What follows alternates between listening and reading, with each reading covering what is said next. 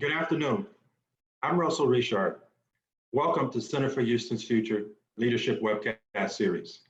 Today's webcast and webcasts in the future are intended to inform, educate, and engage the community on a broad range of important issues and topics impacting the Houston region. Through engaging conversations with local experts, community leaders, and thought leaders, we hope to uncover the best ideas and best practices for dealing with crisis and other important issues, and to look beyond the current situation and determine its implications on the future, and decide as a community what actions we should be taking now to ensure the social, cultural, and economic well-being of the Houston region. The Center for Houston's Future is a nonprofit established in the year 2000. In fact, this year marks our 20th anniversary. And as we work through COVID-19 coronavirus, we're planning a series of events and programs, and we hope that you will join us. The center works to bring together business, government, and community stakeholders in fact-based strategic planning and collaborations on issues of the greatest importance for the future of the Houston region. Our work focuses on three areas: leadership, strategic initiatives, and community future awareness. For more information about the center and our work, please visit our website, FutureHouston.org. We will be taking questions at the end of the conversation. Please use the chat app at the bottom of your screen to submit your questions during the conversation, and we'll try to take as many questions as we can at the end of the discussion. My guest today really needs no introduction. She has been a leader and champion and force for good in the Houston community for many years. In fact, here recently, she, in a very straightforward, matter-of-fact way, has shared some of her views about how we're doing as we lead through this coronavirus pandemic. Houston knows Angela Blanchard as the President Emeritus of Baker Ripley, a very visible leader who played a major role in helping us work through weather disasters like Allison, Katrina, Rita, Ike, and Harvey. But she's much more than that. Angela is a globally recognized expert in disaster response and recovery and community development. Her groundbreaking strategies have created a model for cities across the globe who are struggling with the complex challenges of crisis response, community development, and disaster recovery and resilience. Angela, thank you so much for being here. It's great to see you. Well, thank you for inviting me today. I'm a big fan of the Center for Houston's Future because of your focus both on leadership and insights about where we're headed. So this is a great group for me to spend time with, and I'm glad to have this time with all of you. Well, I wish the circumstances were different, but nonetheless, it's good to see you, and I think we're all very eager to hear your wisdom and your insights about how we continue to lead our way through COVID-19 coronavirus. What I'd like to do, Angela, is the following. I'd like to frame our conversation in the following ways. I'd like to spend a little time talking about the timing and different stages of a crisis and where we find ourselves now. And I'd like to shift a little bit and ask you to help us understand what leadership should look like, in particular, while we're going through this crisis. Then I'd like for us to talk a little bit about the importance of collaborations and what that means for us as we move forward. And then talk a little bit about where we are now and how do we move forward. So for the benefit of those viewing who haven't seen some of your recent articles in the Houston Chronicle, I may ask you to elaborate on some of the points that you've made because I thought all of them were very profound and spot on. So let's get started. Let's begin talking about stages and timing of a crisis. And Angela, you, as an international crisis expert, have undoubtedly seen and been involved with working through local crisis and crisis on a national scale. Tell us the different phases of a crisis and where do we find ourselves now, locally, nationally, and globally? So that's a pretty big question. All right, so here's what my study of disaster response leadership in the disaster arena has revealed in the way of patterns. So in the immediate moment, the incident, when it occurs, when we, in this case, when we first become aware that we have a significant and major disruptive event, in that immediate moment, we're all looking for some form of safety and security. We're scanning the environment, saying, who's around me? What do I have to preserve? What do I have to hang on to? How can I do so?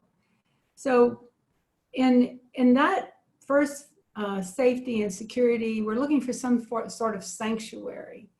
And I think we don't want to rest too long there. The leaders that are most effective in responding to highly disruptive events are those that can quickly and bravely, realistically stare right into it. Those of us who've anticipated storms in the Gulf, we know it does no good to provide empty reassurances. When we're seeing a Category 4 hurricane, we know that's a really big deal, and we don't want people to tell us it's going to be all right. The next phase is a tough one because we go through a lot of upheaval trying to make decisions, don't quite land because we don't have all the information yet, but we still try. I think where we are in this region now is in a kind of limbo.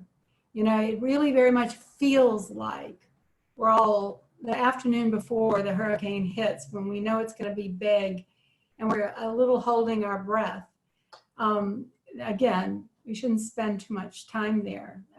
The first item on my 13 things to know about leadership and disasters is no one's coming.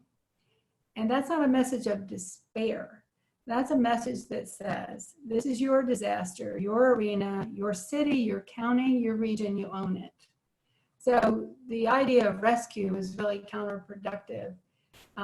What's really, really effective is looking at what power and resources that are at your disposal and thinking, what must I do with this now and who must I be connected to? Well, thank you, Angela. I appreciate your remarks there. When we talk about leadership here in the region, I'd say there's nothing like a crisis to bring out the best in leaders.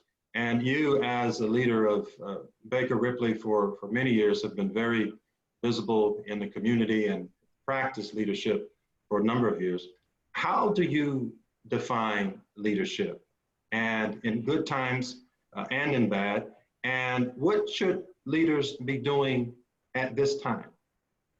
So I had the opportunity over the last 15 years to travel the world and to places where unthinkable things have happened. And I was most interested, I did some work with Meg Wheatley, some work with Bruce Katz at Brookings, but as we went into these places where these enormously disruptive events had occurred, I was really looking for what were the postures and positions and actions of leaders that emerged after storms, after disruption. And what's most interesting is leadership has very little to do with position. So we tend to, in this moment of limbo, we're all looking and saying, well, there's a CEO, he or she ought to be doing something. That person holds a position of power. Why aren't they doing something?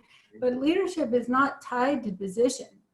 Leadership is someone willing to step forward, take responsibility, start to assemble the pieces that are necessary to serve and help those most greatly impacted. And I think that whenever I'm working with leaders in the moment, what has been most clarifying for all concerned is to say, let's put at the center of this, who's most impacted right now by this. And if we put the two groups that we see that are most vulnerable and most impacted, we're looking first at people who are becoming ill, people, many of them critically ill, that's already begun. And then we see that this is a reminder, we're in a twin disaster. We have a preceding virus that's super powerfully great at spreading It knows it spreads, it infects, it's good at that. And on the other track, we have an unfolding economic disaster, a really tragic disaster impacting a lot of vulnerable families, a lot of businesses. At the same time, we have a dropping oil price and a market that's bouncing around, scaring the pants off of us. So the people most hurt in both of those arenas need to be put in our minds at the center so that we can then work out from that. And as we look at those two groups of individuals, then we know what to concern ourselves with. I mean, what metrics should matter, what our dashboard should say every day, our decision-making dashboard needs to have on it. Angela, how are we doing as leaders? What should we be doing today? What should we be doing a month from now? And what should we be doing 3 months from now? So I want every single thing I say to be taken in the spirit of encouragement and not criticism. I think we are blessed with a lot of people in this region that deeply care about the entire region and everyone in it. And as I was having conversations with leaders in the last 2 weeks, 3 now, I was really struck by how quickly people were pivoting from their own concerns about their families and businesses and quickly to who else can I help. But this is a multi-layered, multi-sector disaster. It's hitting us on every front. It hits us where, in terms of our livelihoods, our health, and most upsetting, I think, is how it's taken from us a sense of belonging, our ability to show up in the places that we love, knowing we're welcome, which reminds us all, if we're fortunate, there is a place for us in the world. So all of that is threatened. These are the fundamental human hungers: earn, learn, belong, which is a Baker Ripley slogan that I very much subscribe to. So this is hitting us on all three. So the response, right now, I see a lot of leaders sort of hunkered down. They're hunkered down in their own sectors. They're hunkered down in their own organizations, in their own institutions, trying to come to terms with this. And so, Russell, the deal is, they're not going to get through it alone. And it's not a multi-sig, cannot have a single sector, a single faceted response. It's going to take all of us. We need health organizations, we need workforce and small business efforts to be at the table. We need nonprofits at the table. We need private business at the table, the people that have thought and anticipated and planned. We need a concerted effort. Well, thank you. Angela, when I look back at Hurricane Harvey, there were, I think, a lot of lessons learned there regarding resilience. Is there anything that we learned from Hurricane Harvey that can be applied to this particular situation now? Well, Hurricane Harvey was very much a no one's coming event, and that all of the institutions that we anticipated, the bigger, better, stronger, faster institutions that we think are supposed to come and rescue us, couldn't quite get here. So it compelled us to look around, see who we could trust, to assess the strengths and resources in the arena, and then assemble them to respond. And this is another event that's just like that. Yes, there will be, the CARE Act was passed, it has some provisions in it, but it's still up to leaders, business leaders in this community, chambers in this region, to figure out how to deploy that so it actually reaches people quickly. There are 2 cities on my radar this morning. One is Chicago and the other Indianapolis, that have both set up large small business funds that are more accessible and more immediately accessible than some of the federal help is going to be. And I think those are the cities that are going to fare better because they're not waiting. And they know that, 3 weeks for a small business is game over. So I think what we learned from Harvey is we have enormous capacity in this region. And, but I'm just going to shorten it this way. What gets led gets done. So what gets led gets done. We all perform better when there's clear, definitive leadership, and we're getting some overall direction. Sure. Well, you stated recently in the Houston Chronicle interview that this COVID-19 pandemic was a very complex, multi-layered crisis. And what needed to happen was all leaders from all sectors to band together. And I can recall during Hurricane Katrina at the Jar Jar Brown Convention Center, it seemed to me that political, business, and community leaders all gathered there as kind of a ground zero. And it seems like everyone was speaking from the same sheet of music and working collaboratively on that event. Is that kind of collaborations happening now?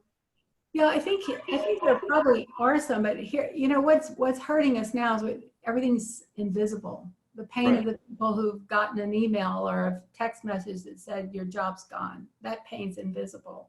The people facing the rent is due today, and some people have it and a lot of people don't. That's invisible. We're seeing people are going to the hospital, invisible. So it was in some measure easier for us to come together around what was visible, and we could see one another in action, and we could take our cues from other leaders. And that really makes a difference, but we cannot let that stop us. I think we've used just think about globally, we've been on this huge learning curve. We're all sort of amateur kindergarten epidemiologists now. We've been talking about flattening curves. We understand disease spread. We've been trying, Russell, to come to terms with how this is alike and how it's different. And I think we're going to move more quickly now together, that now that we've gotten our hands around the fact that some of the things, yes, we ought to be good at this. We ought to be good at this. But we have to recognize that this is a moment to step outside of our own sector, our own organizational interests. And then if you don't mind, there's just one thing I just want to say to everyone listening. You know, I find two kinds of people in their arena, and I'll be broad in these generalizations, and nobody completely fits into each category. One person looking after, I call them careerists. They're focused on competency and their organization, their defined role, and perhaps their job description, the specific mission of their organization. And I find that other people are saying, well, whatever I was doing before, clearly at this moment, this is what I must work on. And I really want to encourage everyone in this region to understand you're on the team or you're in the way. That's it. There's just one or the other, because this is enormous. You're on the team or you're in the way. And if you're breathing, you should sign up. Sure. Well, Angela, as we're talking here, I see a number of people are raising their hands, and I want to remind them that we will be taking questions at the end of this conversation. I want to encourage people to use the Q&A button or the Q&A box at the bottom of your screen to begin submitting your questions. Angela, as I think about the nonprofit, and Center for Houston's Future, as I mentioned earlier, is a nonprofit. We have probably over 20,000 plus nonprofits in the Houston region. What should be the role of nonprofits as we respond to COVID-19 coronavirus? So the same as all three sectors need to step up. And in the nonprofit sector, there's the only thing unique about the nonprofit sector is mission. It's the permission granted, the commitment that's made within the mission to be about the people you serve. And to put that, and I spoke recently with Anna Coffey, who leads the women's home. So it was a terrific conversation because Anna said, you know, I'm going to do the right thing. She had some advantages. She's a public health attorney, so she probably recognized what was coming a long time, days and days before other people did, and she began preparing her organization. Some people thought even too soon, but she was right to do it. And she moved forward and she took the right steps. But what was really important is that she was willing to make a call without perfect information. And she said, you know, you do the right thing, you settle up later. And I think that stance and that position on the part of nonprofits is really important. Actions taken now have greater weight and more impact than a wait and see, hope will help later. after everything's sorted. Sure. Well, many of us represent nonprofit organizations and some corporate organizations, but we've got a lot of people at home that are wanting to know how they could get involved and what role they could play in helping us to lead through this pandemic. Do you have any advice for those? Well, there's a ton, I want to mention a few things, but please, there's constant appeals through social media and through Houston Chronicle and other trusted sources about institutions that need your help. But I'll give one example. I really enjoy my association with Crowdsource Rescue. Most of you might know they stood up a platform to match individuals in need of rescue with civilians with the capacity to do so during Harvey. And they've recently activated again for this disaster because when we had to close congregate meal sites, seniors had to go home. And home is not the best place for a senior, an aging person who already in some respects is isolated, perhaps by the loss of friends and few family members. So Crowdsource Rescue now is supporting seniors by making sure that food can get to them, and they're partnering with the food bank. We're looking at New York, and I saw some projections today that we should pay attention to, because New York is seeing a strong food supply, the food chain, the supply chain's all working, but they're also seeing huge demand on food bank services. And we can anticipate that too as this wears on. So efforts to support and help those organizations are great. Help in general to reach out and connect with seniors. If you're at home, anyone can make a phone call. One of the things I put on my little 13 bits of wisdom is, all the social problems that cause the greatest pain, domestic violence and child abuse and substance abuse. And these are the things that really hurt us on a daily basis. Those all thrive in isolation. So every one of us has both a responsibility and an opportunity to make sure that families we know, that people we know, for whom this is going to be an even more difficult time than some of us on this call, that we reach out to them, that we connect with them, and we do it so regularly that they never have that sense of abandonment, so that rage and despair don't have time to take root. Sure. Well, you touched on something that I want you to elaborate on a little bit more. You mentioned your 13 keys of wisdom. I'm not certain if that's how you titled them, but I have to tell you that it was very striking when I read that. It read to me kind of like a passage of wisdom from a very experienced leader. And you said some things that I thought were very profound. One thing in particular was you mentioned that a communication strategy, when I know, you know. And I thought that was really powerful. Do you mind sharing a couple other wisdom keys from that list? Yeah, a little bit about when I know, you know. I have sort of a dashboard on my desk right now, Russell. I mean, I'm actually just, every day I'm saying, what are the unemployment numbers? What's the disease spread? What's the number of tests? What's the med center capacity? There are about 10 pieces of information that for me are going to frame up how we get through this thing, and I'm paying attention to them every day. And I'm so proud of the leaders in this region who are forthcoming about what they're facing, because we can deal with it if we know what it is. Right. I think some of the other, some of the other things that I feel strongly about is those leaders that are doing a great job right now. And I'll give you an example. I've had a long connection with Ashford Communities, and I spoke with Amar Kumar recently, and Amar and his father have run this company. They own apartment complexes, and they're wonderful landlords, and many of their tenants are going to be, already are, impacted by what's unfolding economically. But he says, this is our principles. We believe in a karmic approach to this, that we need to treat people. These are our customers, but they're in our residents, and we want them to still be with us when this is over. So early in this, they started laying down, what are our aspirations and principles? What are we going to be guided by? So people who did that, those institutions with leaders who took that step to say, this is what we're going to do and how we're going to be guided through this. And I watched Steve Stevens at Amagi host a call for their customers to say, you know, we're here. This is how we're going to get through this. This is how we're going to talk about it. That's incredibly important. And show up for it, and be in it. You know, these are people with the capacity to consider the whole. You know, if I'm just looking at my bottom line and I'm not looking at my vendors, suppliers, customers, colleagues, and associates, you know, I'm going to miss the opportunity to build a stronger organization, the bridge to a stronger organization, which should be a goal.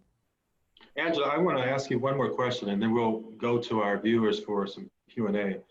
Reference back to something that you said in the Houston Chronicle recently. You said something to the effect that clinging to the hope of getting back to how things were before will keep us from moving forward productively, and indeed perhaps hold us back in destructive ways. Can you elaborate a little bit more on that?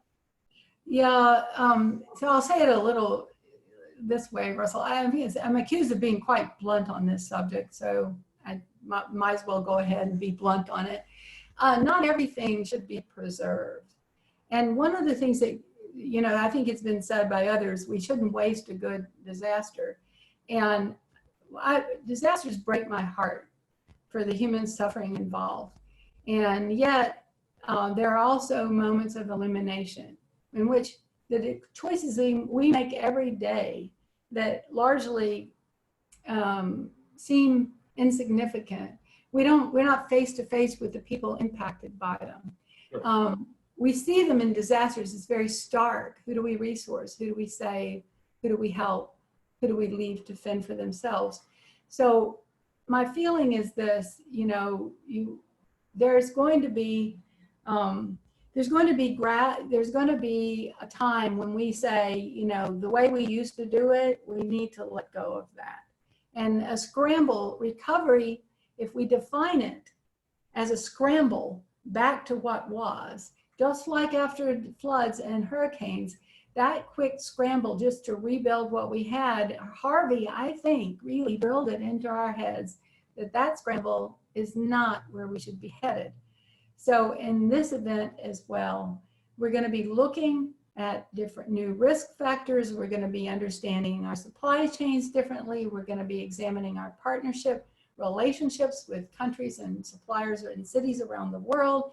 So there's a lot of new learning going on, and it could pave the way to a stronger, for us to be a stronger region and a stronger country. But we're going to have to approach it that way. If our only perspective is, let's get back to what was as quickly as possible, we miss the opportunity to learn what we need to from this. Sure, thank you. Well, it looks like we've got a few questions that are coming in, Angela, so I'm going to pivot now and start taking some of those questions and ask you to respond to them. The first question that we have is, what are the three sectors that you mentioned who need to step up? So we have the public sector. You know, we have our elected officials that are working really hard now to consider and weigh all the different dimensions of this. We have them, the local ones, state and federal. I think it was it should have included everybody in right at the beginning when the governor basically punted the decision about whether or not to make certain declarations or give certain orders back to counties and cities. And very clearly, that was a message: you're on your own. We're not coming and you're not getting any cover. So we have to be proud that we had leaders locally that were willing to step forward and try to craft something that they thought was workable for this region. So we look to the public sector because they have power in law and they have resources and they have standing in terms of making these calls. We look to the private sector, and a great example, and certainly he's not the only one, but Scott McClellan and HEB. Why do we love them? Because Scott, both in Harvey and now, anticipated this, and not with some musty 1980s kind of plan. He envisioned, what would this be like if we were compelled to work this quickly in this dire of a situation, with this sort of desperate sensibility, and they stepped in and they were ready. So the private sector has a great flexibility and tons of power. Now I'm seeing other, I'm seeing Michael Knight with Better World Properties, who says early on, this is a pain pie and it can't only be borne by investors or owners or the residents. We don't want the people who always have to bear the whole thing. How do we share in this? So these are the kinds of leaders that are useful in the private sector because they're thinking about the whole. And then in the philanthropic and nonprofit sector, what we want to avoid in the nonprofit sector is being, I'm again being a little blunt here, we're not to be the handmaids. It's not about the private sector saying, well, we're only going to do this, and the public sector saying, well, our purview is just this, and then whatever falls, pieces and elements fall through that, then somehow the nonprofit sector is supposed to suck it up and do it. I think early on in disasters, nonprofits have to choose to step forward on behalf of the people they serve. So your purpose should drive what you do. And the purpose of the organization, I always say, if you're in your purpose zone because you can complete the sentence, we exist too. And nonprofit sectors have the voice and the representation responsibility for those who sit at the center and who are currently and will in the long term suffer most.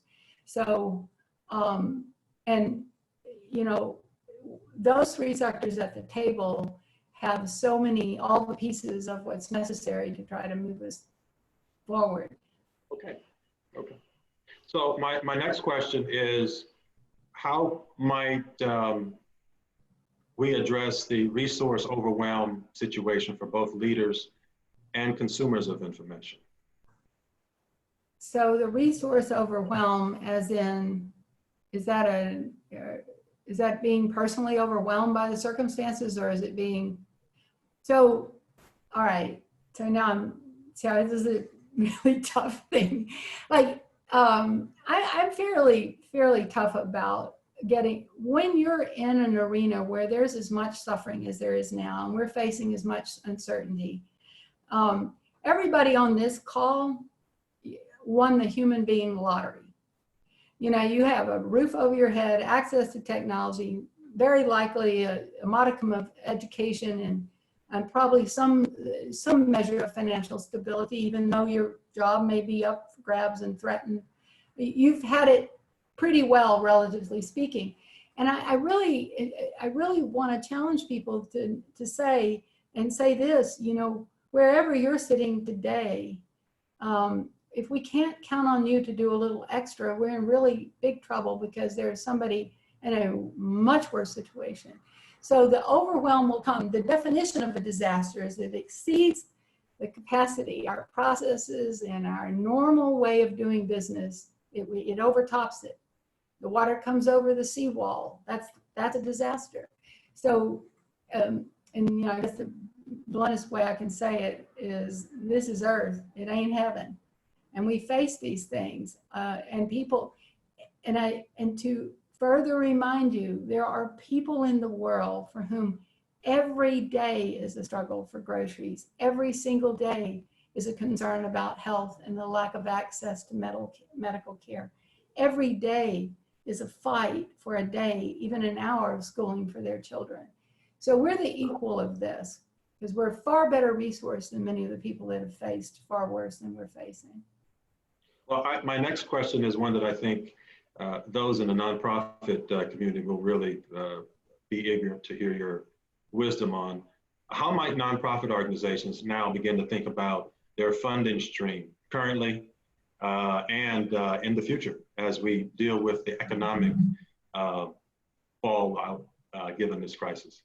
Well, this is going to seem a rather weak response, but I'll tell you from the conversations I've had, there are two things that are being done right now by the really effective nonprofit folks. One is their willingness to deal with it. I mean, they really are saying, I can't serve seniors the way I normally do. Now let me pivot because I've got to serve them in a new way.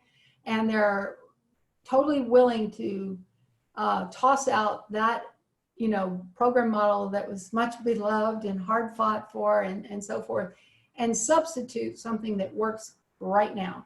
And then And then this is the part that's sort of difficult. And somewhere between, midnight and 2 a.m., write it down. Because I think as we document the way we work now, it provides a roadmap, and it is the lesson that we can examine for the future, because we're going to find many of us who thought that working from home was the most wonderful thing could ever happen are now finding working from home is really the worst thing that could happen to us. Some of us feel we're probably a little bit too close to the potato chips for our well-being. But whatever we learn, we need to make sure we need, whatever we experience, we need to make sure there's learning, and that requires reflection. So I'm seeing really, really tough, really good nonprofit leaders make hard calls. And the reason I would call them out for this is that we make hard calls all the time in the nonprofit sector. You choose to spend more time raising money for seniors over children, or you fight for children and you know that you can only do this, or you have a limited amount of attorney hours that you can spend fighting an immigration battle. Which of the people that are in dire need of that do you serve? These are really painful choices that get made all the time, and they're right up on our screen today in an even more acute way. So that takes a kind of moral courage. And I read a beautiful piece of writing from one of my Brown University colleagues who fought Ebola, and he was expressing his own inner struggles with the decisions he was forced to make in the field, really the kinds of decisions that we're dreading now. Who gets a ventilator? So amongst us, we have sort of the oath takers, the people that have spoken out and declared themselves committed to others' well-being over their own. And they're going to be making these kind of painful choices. So we all have to be brave about the painful ones we have to make. Sure. My next question, Angela, how and where are you seeing leaders best connect with other leaders that are perhaps working in silos? And how do we work through that so that we don't see a lot of repeat work and we can be the most useful and the most impactful? Well, I don't think we're quite doing it yet. Maybe a lot of it's going on very quietly in a sort of invisible way, partly because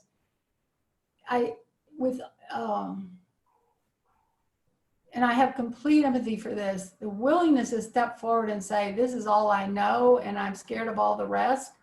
People don't want to sit at a table and that, figuratively now, of course, or appear on Zoom in with a screen of tiles with people when they don't have answers. So I do think those leaders that are willing to show up and say, look, this is what I'm dealing with. So in a society that largely, an economic system that fosters and encourages and thrives, we believe, on competition, now it's shared understanding and shared learning and a quick exchange of insights that would really benefit us most. But if you're sitting, you're running a business and you have a very uncertain future now because your supplier just cratered, you don't know, do you call your competitor and say, what are you doing? So we're conditioned against that. But once you reach this level of disruption, it's like most of the nonprofit leaders know that after the long tail of recovery, the long tail of response is a messy, chaotic, sticky mess.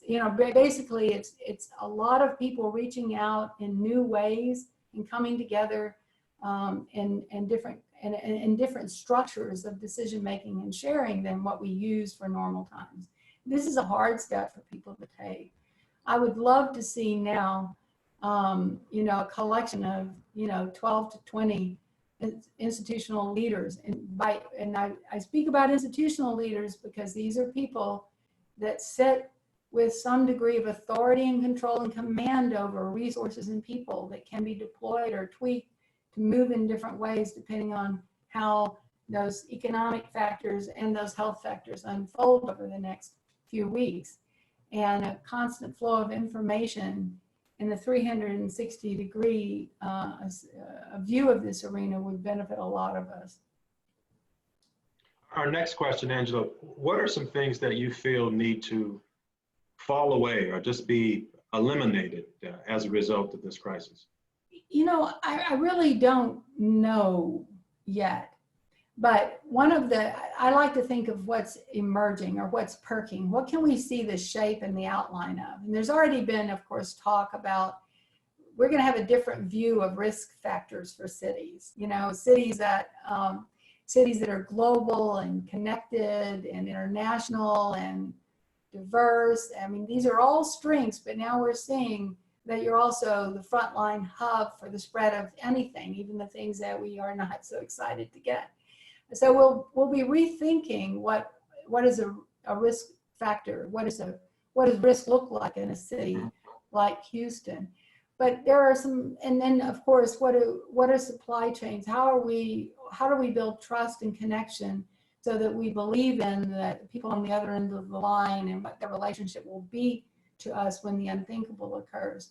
But in small ways, I mean, many of us who probably felt the only way we could have a meaningful connection was face to face and person to person, or learning that there's a really powerful thing that happens when you have a screen full of people that you're having an exchange with, and that somehow there's a form of intimacy even that's occurring over the calls and meetings that are occurring online. That's worth learning. But we may never want to go back to flying constantly to get to places when we realize we can actually do it pretty well this way. I think one of the things that I'm paying close attention to, and I'm going to sound a little shaky when I say it, but it has long frustrated me, our inability to appreciate the work of people that earn the lowest wages. We act like that.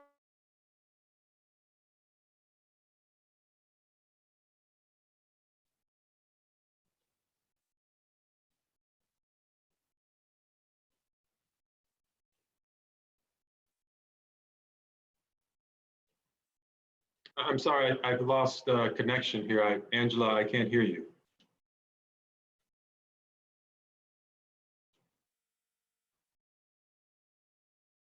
Angela, are you there?